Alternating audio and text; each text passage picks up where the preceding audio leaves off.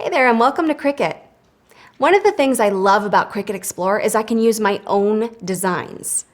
Artwork I've created in drawing programs such as Adobe Illustrator or Corel Draw can be converted into cuttable shapes in Cricut Design Space for free. Most JPEG, GIF, PNG, bitmap, SVG, and DXF files are compatible. I'll show you how to upload an image while we make a bag topper for my friend's bachelorette party. We're going to need some cardstock and some Cricut adhesive back sticker paper. The sticker paper has the thickness of cardstock and is great for working with print then cut images. But remember, paper used for print then cut has to be white. We'll also need a stapler and a bag for our treats. Open Cricut Design Space and make sure you're logged in. Click on Create New Project. Now click on Upload Images. When using your own images, there are just a few simple steps to follow. Here you have two options, Upload Image or Upload Pattern. We're going to work with Upload Image. The first thing we need to do is locate our image, so click on Browse to open up your computer's documents. Now locate the file in your documents and click Open. The file type will determine the screen you see next. This process is for JPEG, GIF, PNG, and bitmap files.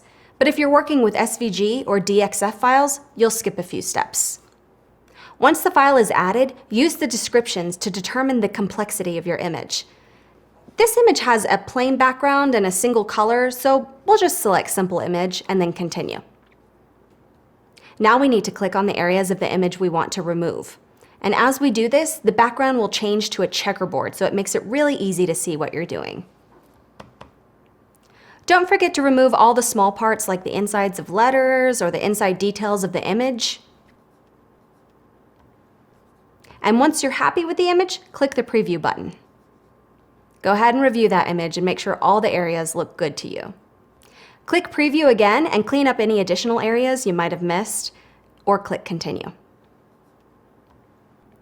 right, you now have a choice. You can either save the image to print on your home printer and then cut on your machine, or you can just cut on the machine. We're going to choose the Print Then Cut option by clicking on it. For all file types, you'll name and tag your image and then click Save. The image has been saved to the Uploaded Images library. To add it to the design screen, however, we need to click on the image and then Insert Images. Next, let's find an image to use as our bag topper. I'm going to go ahead and filter for cards and envelopes.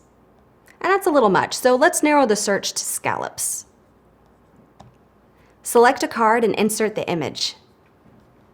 To make a bag topper, we need to rotate the tag so it faces the other direction. So let's use the Edit panel to rotate it 90 degrees. It's very easy.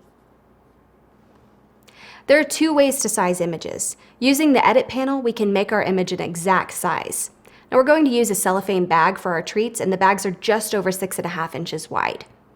Now we've already rotated our image, so remember the height and width measurements are switched. We'll change the width to 6.5 inches. Everything changes proportionally. Now we don't want our image to be quite so square, so let's unlock the ratio by clicking on this lock and then change how tall it will be. We want the tag to be 3.5 inches tall, so the height of the piece needs to be double that to cover both the front and the back. So we'll make it 7 inches. And next we'll add an oval to the topper by clicking Insert Shape. And we can just choose a circle because it can be stretched to be an oval. Now the second way to size an image is by using the image handlebars. First, unlock the ratio by clicking on the lock. And next, drag the image to fit inside the front of the topper. Let's make the oval cream. Cricut makes this easy by going into the Layers panel, clicking on the circle, and then changing the color.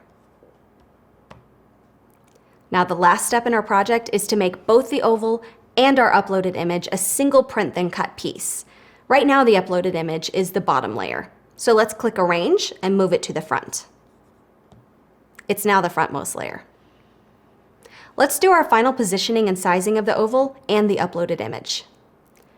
Select both the uploaded image and the oval. Now in the Layers panel, select Flatten. This turns both images into one and makes it ready to print then cut. Once you're happy with the project, click Save, name the file, and then click Save again. Let's click Go so we can cut out this project.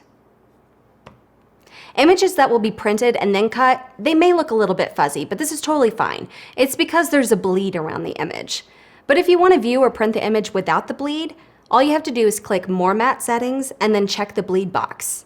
But for best cutting results, we do suggest that you leave on the bleed. Now, if everything looks good in the matte preview, click Go again. We need to print our print then cut image, so let's load Cricut sticker paper into our printer. Now click Print Page. And this will take us to our printer dialog box. Print the image. Once the image is printed, notice how it has these 3 sensor marks. The machine will read these marks so it knows precisely where to cut.